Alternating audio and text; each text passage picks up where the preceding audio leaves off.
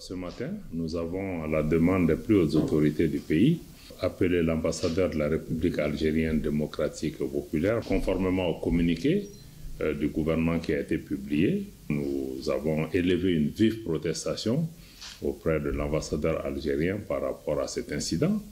Et nous avons marqué aussi notre grande surprise que cet incident soit intervenu entre le Mali et la République algérienne démocratique et populaire, et surtout notre mécontentement. Le Mali et l'Algérie ne sont pas des pays en guerre.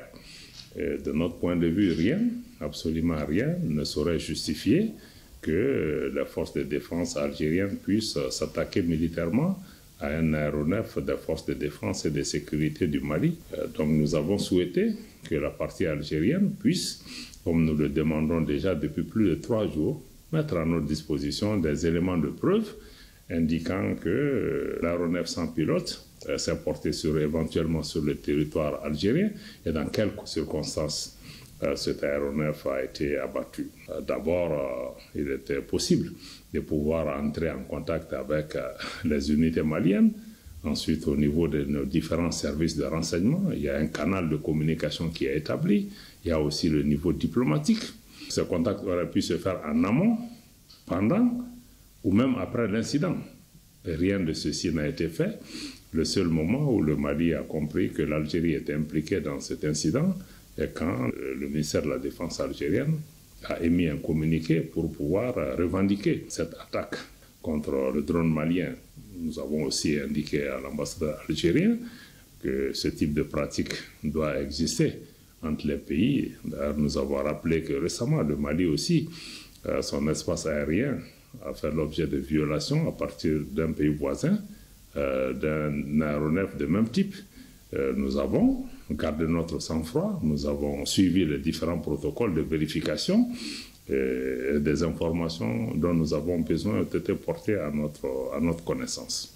Et ensuite, nous avons indiqué qu'aujourd'hui, cette action de l'Algérie a naturellement entravé l'opération des forces de défense et de sécurité.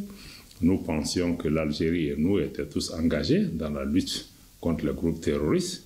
Nous trouvons inacceptable que l'Algérie puisse servir de base arrière pour des groupes armés qui ont aujourd'hui revendiqué des attaques terroristes sur le sol malien. Et nous attendons les éléments de preuve de la partie algérienne. Des démarches seront entreprises aussi au plan international pour pouvoir situer les responsabilités.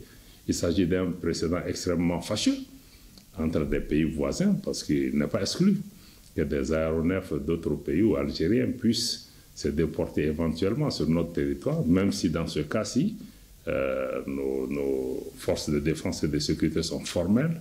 Le Mali n'a opéré que sur son territoire national et rien, aucune intimidation, aucune menace ne va empêcher les hautes autorités maliennes, les forces de défense et de sécurité maliennes de continuer à surveiller le territoire national, à défendre l'intégrité territoriale de notre pays et à assurer la protection des biens et des personnes et surtout à intensifier les attaques contre les groupes terroristes qui sèment la désolation. Donc c'était le message que j'avais aujourd'hui à transmettre à l'ambassadeur algérien, à l'attention de ses plus hautes autorités. Nous devons aussi expliquer à notre population de garder son calme. Toutes les démarches nécessaires à tous les niveaux seront entreprises pour préserver les intérêts du Mali. Nous nous félicitons aussi dans ce cadre du fait que l'AES ait pu agir et répondre de façon solidaire conformément au traité de notre organisation. Tout le monde doit comprendre que quand on s'attaque à un pays de l'AES, on s'attaque à tous les pays. Il s'agit d'une démarche diplomatique classique pour pouvoir montrer notre mécontentement et d'autres actions également seront entreprises pour faire passer le message là où il le faut.